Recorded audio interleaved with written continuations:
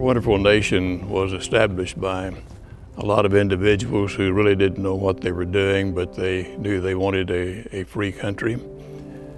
They wanted to establish a great experiment that was a republic, but they didn't have anything after which to model it. And they were unique individuals, and they were willing to fight a tragic war in order to achieve the freedoms that they wanted.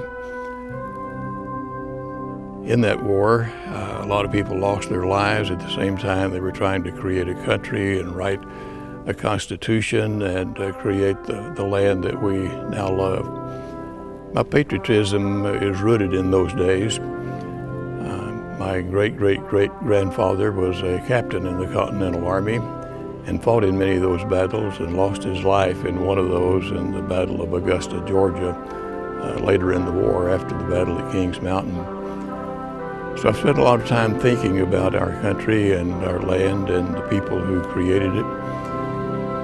They did not want to come together as a group of states because they felt so great the independence of each of the states, but they knew that in order to create the republic that they wanted to establish, that they had to come together.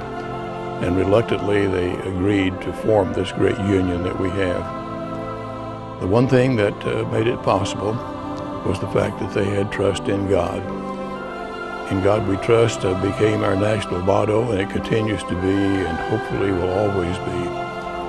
Most people do not know how close we came to failing in the establishment of their great country.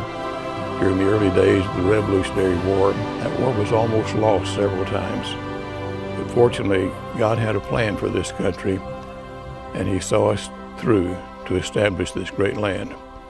And we're very grateful that we as a people can still say, "In God we trust."